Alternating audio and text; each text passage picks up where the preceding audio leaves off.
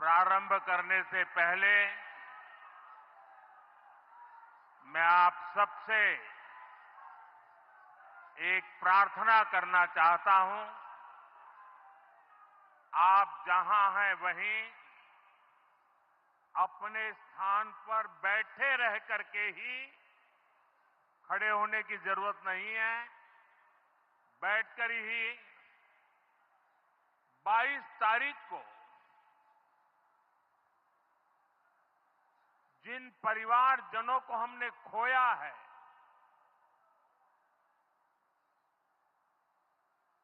उनको श्रद्धांजलि देने के लिए कुछ पल हम अपने स्थान पर बैठ करके ही मौन रख करके अपने अपने आराध्य देव का स्मरण करते हुए उन सबको श्रद्धांजलि देंगे। उसके बाद मैं आज अपनी बात प्रारंभ करूंगा।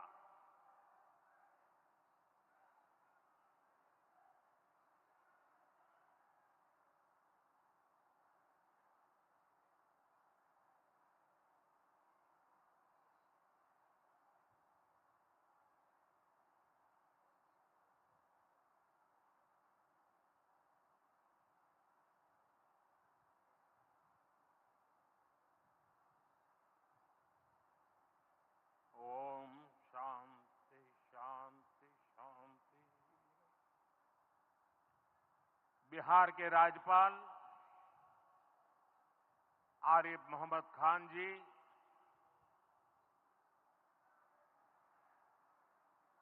यहां के लोकप्रिय मुख्यमंत्री मेरे मित्र श्रीमान नीतीश कुमार जी,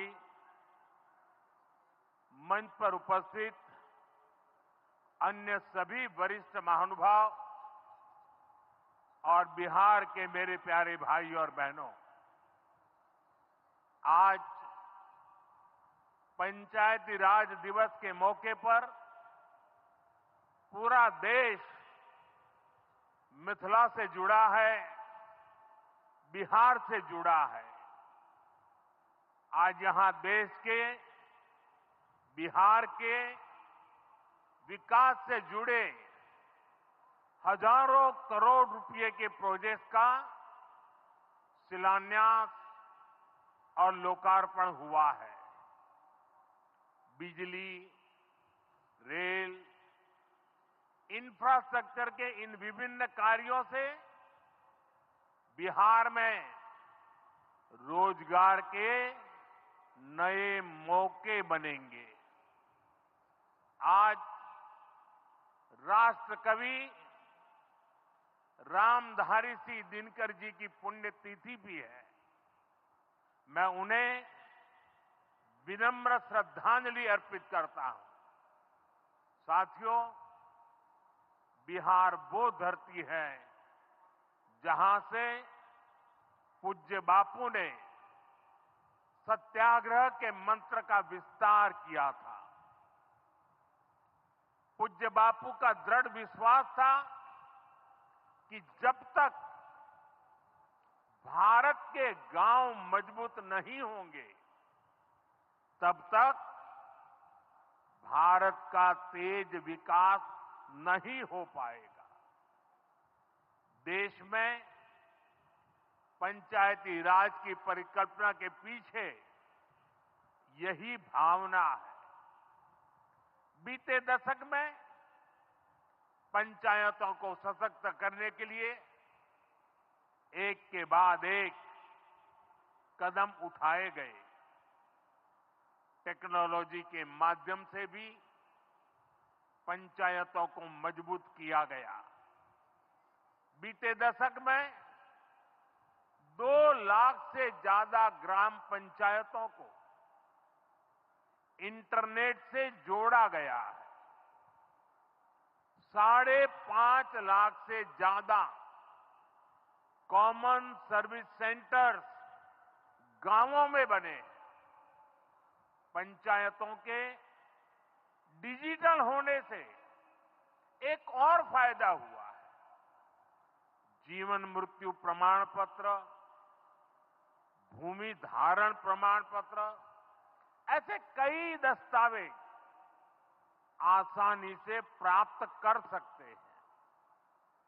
आजादी के अनेक दशकों बाद जहां देश को संसद की नई इमारत मिली, वहीं देश में 30,000 नए पंचायत भवन भी बनाए गए। पंचायतों को पर्याप्त फंड मिले, ये भी सरकार की प्राथमिकता रही है। बीते 10 साल में 2 लाख करोड़ रुपए से ज्यादा का फंड पंचायतों को मिला है। ये सारा पैसा गांव के विकास में लगा है। साथियों, ग्राम पंचायतों की एक और बड़ी समस्या भूमि विवाद से जुड़ी रही है। कौन सी जमीन आबादी की है, कौन सी खेती की है, पंचायत की जमीन कौन सी है, सरकारी जमीन कौन सी है, और इन सारे विषयों पर अक्सर विवाद रहता था। इसके समाधान के लिए जमीनों का डिजिटलीकरण किया जा रहा है। जमीनों के रिकॉर्ड का डिजिटलीकरण से अनावश्यक विवादों को सुलझाने में मदद मिली है। साथियों, हमने देखा है कि पंचायतों ने कैसे सामाजिक भागीदारी को सशक्त किया। बिहार देश का पहला राज्य था जहां महिलाओं को इनमें 50% आरक्षण की सुविधा दी गई, और इसलिए मैं नीतीश जी का अभिनंदन करता हूं। आज बहुत बड़ी संख्या में गरीब, दलित, महादलित, पिछड़े, अति पिछड़े समाज की बहन बेटियां बिहार में जनप्रतिनिधि बनकर सेवाएं दे रही है, और यही सच्चा सामाजिक न्याय है। यही सच्ची सामाजिक भागीदारी है। लोकतंत्र ज्यादा से ज्यादा भागीदारी से ही समृद्ध होता है, सशक्त होता है। इसी सोच के साथ लोकसभा और विधानसभा में महिलाओं के लिए 33% आरक्षण का कानून भी बनाया गया है। इसका लाभ देश के हर राज्य की महिलाओं को होगा। हमारी बहन बेटियों को ज्यादा प्रतिनिधित्व मिलेगा।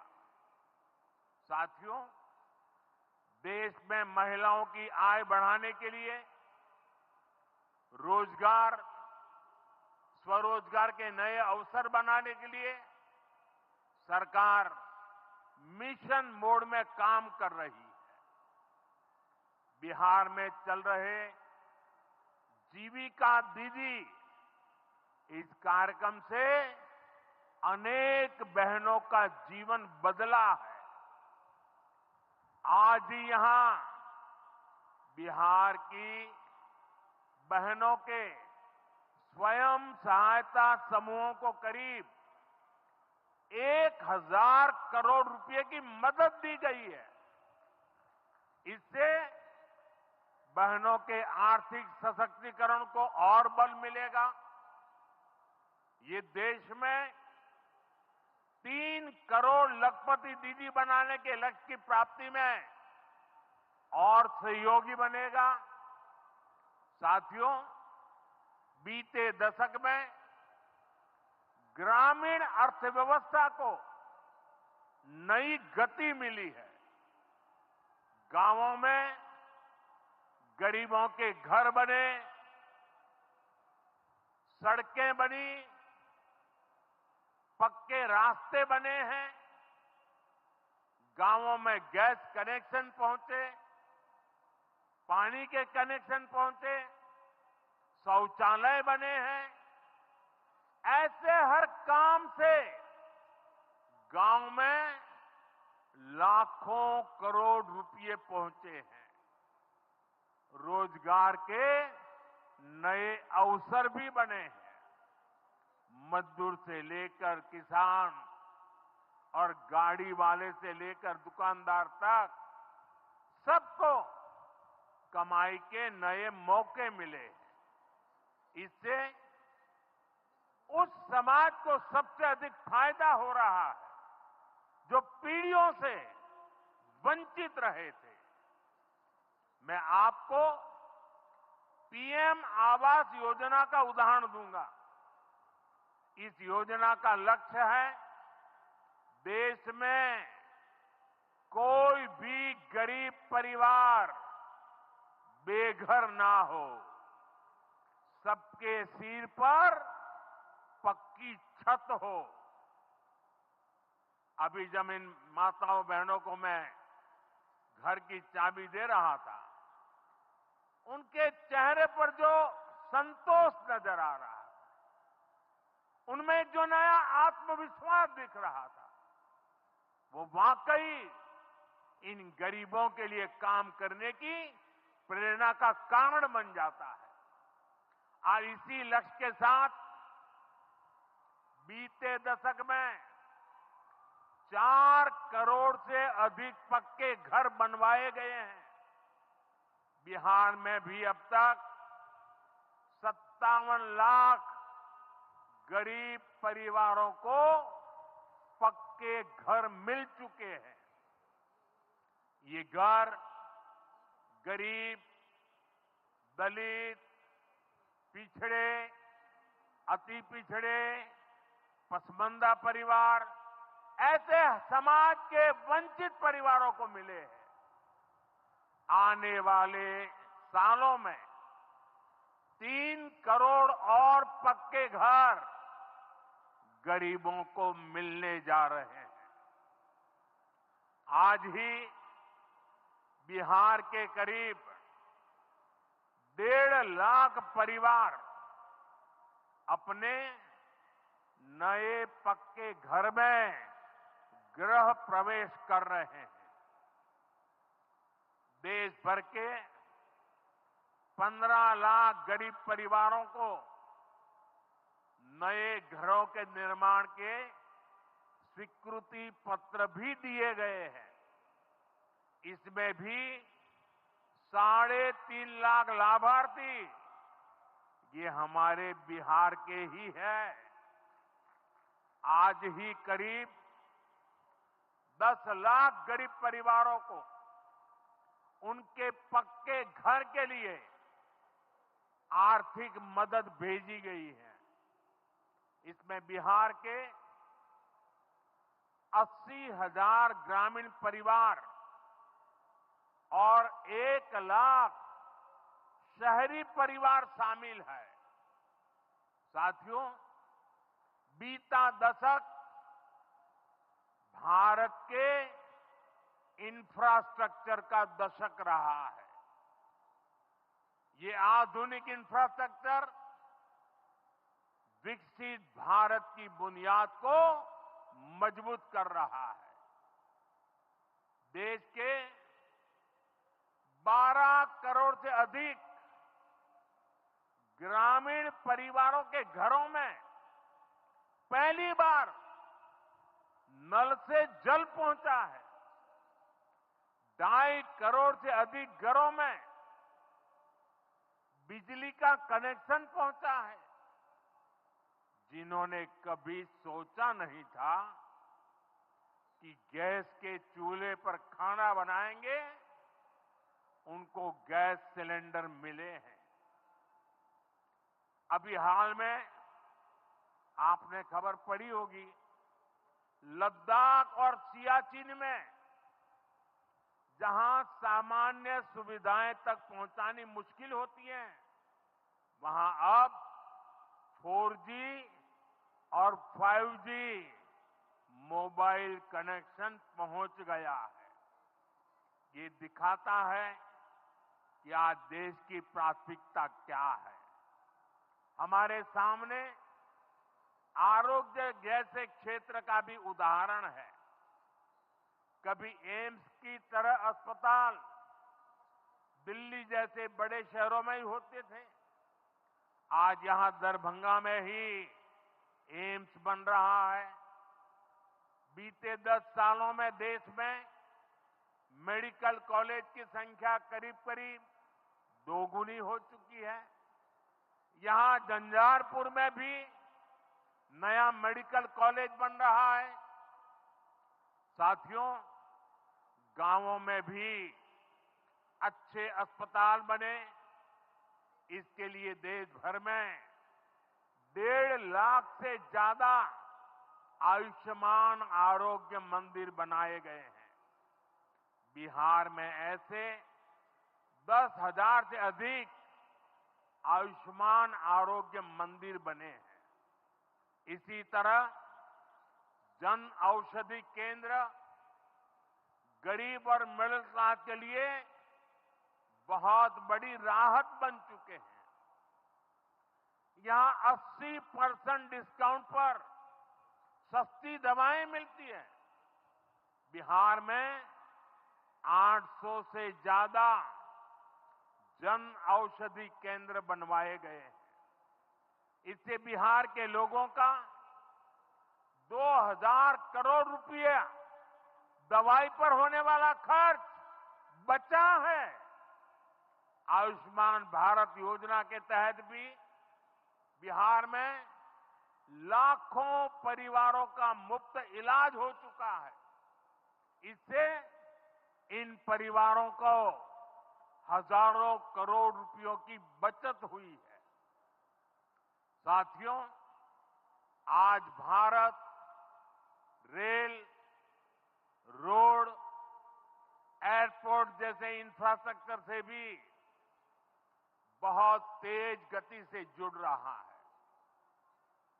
पटना में मेट्रो का काम चल रहा है। देश के 2 दर्जन से अधिक शहर मेट्रो सुविधा से जुड़े हैं। आज पटना से जयनगर के बीच नमो भारत रैपिड रेल की शुरुआत भी हुई है।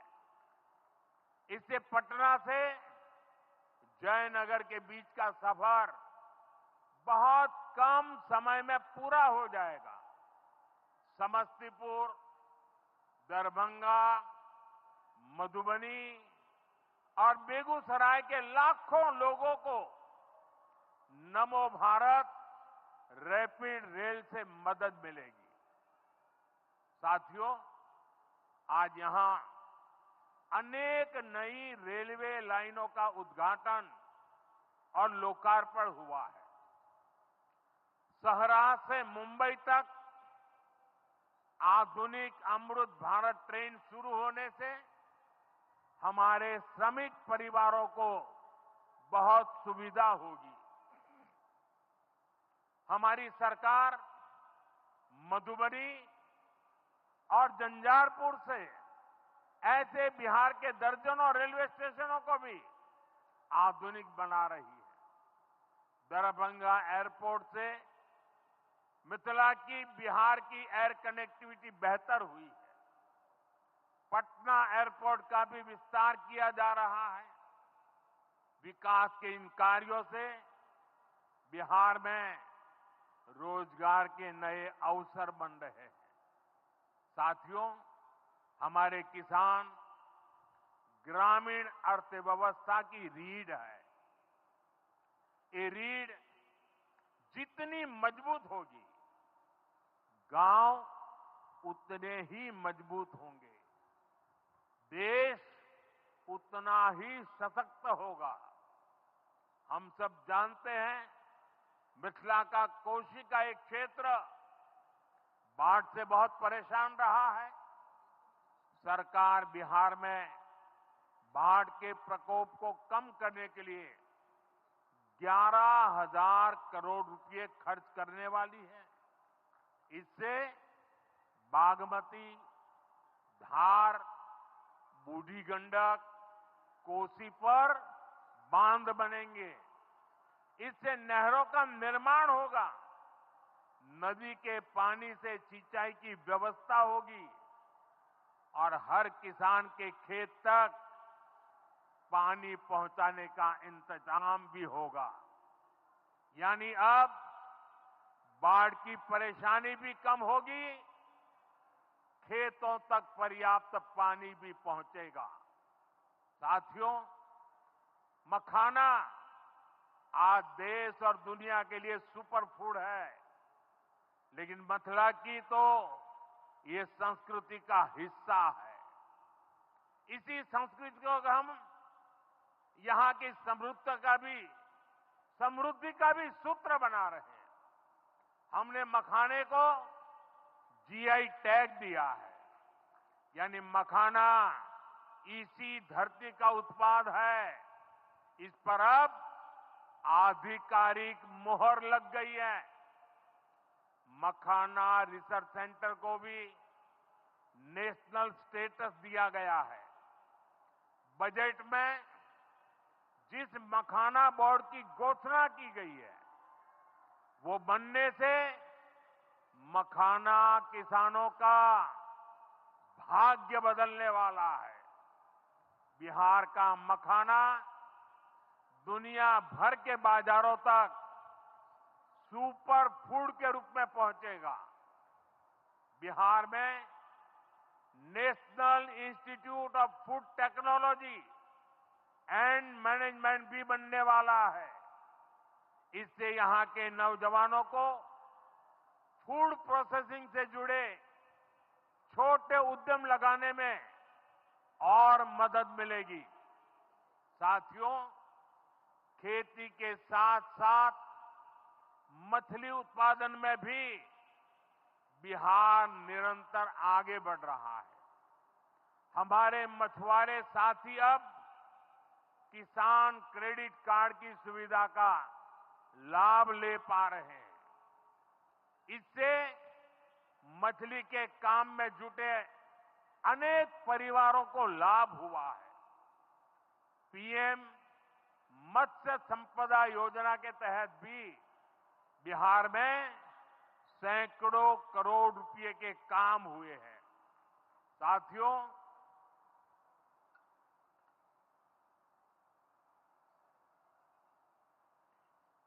साथियों 22 अप्रैल को जम्मू कश्मीर के पहलगाम में आतंकियों ने मासूम देशवासियों को जिस बेरहमी से मारा है, उससे पूरा देश व्यथित है। कोटि कोटि देशवासी दुखी हैं। सभी पीड़ित परिवारों के इस दुख में पूरा देश उनके साथ खड़ा है।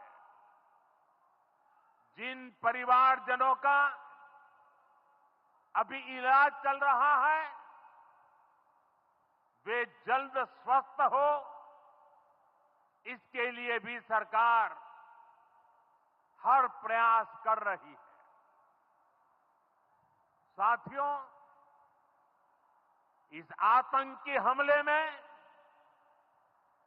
किसी ने अपना बेटा खोया, किसी ने अपना भाई खोया, किसी ने अपना जीवन साथी खोया है।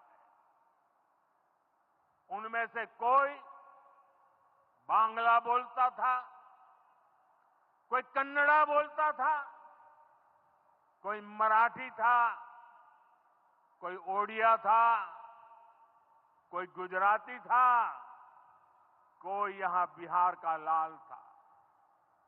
आज उन सभी की मृत्यु पर करगिल से कन्याकुमारी तक हमारा दुख एक जैसा है, हमारा आक्रोश एक जैसा है।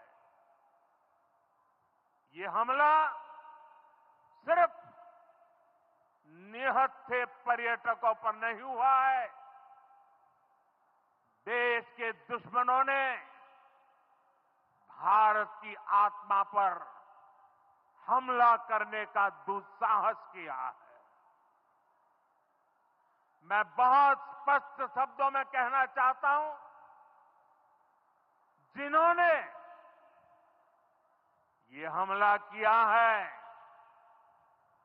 उन आतंकियों को और इस हमले की साजिश रचने वालों को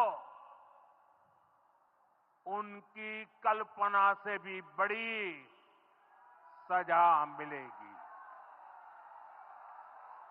सजा मिलकर के रहेगी।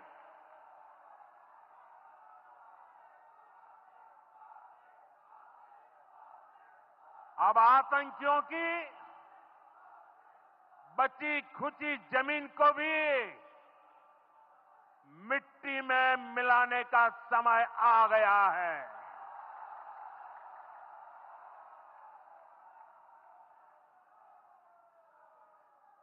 एक सौ चालीस करोड़ भारतीयों की इच्छा शक्ति अब आतंकी आकाओं की कमर तोड़ कर रहेगी।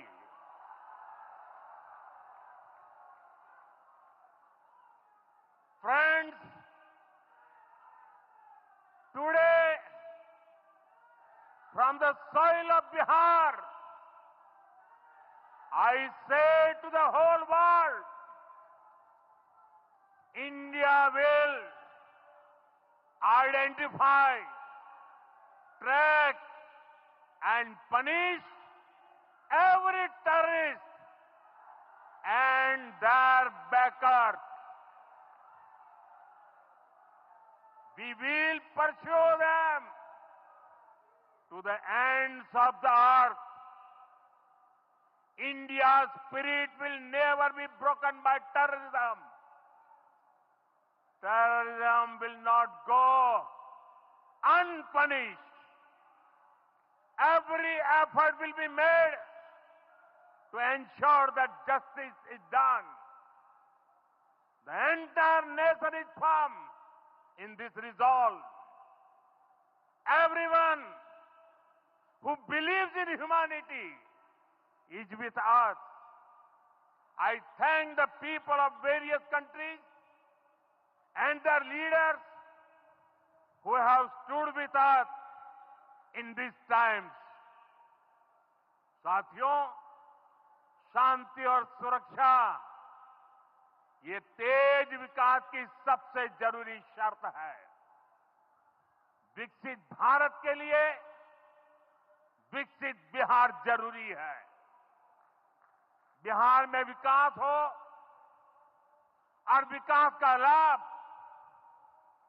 यहां हर वर्ग, हर क्षेत्र तक पहुंचे, ये हम सभी का प्रयास है। पंचायती राज दिवस पर इस कार्यक्रम से जुड़ने के लिए मैं एक बार फिर आप सभी का आभार व्यक्त करता हूं।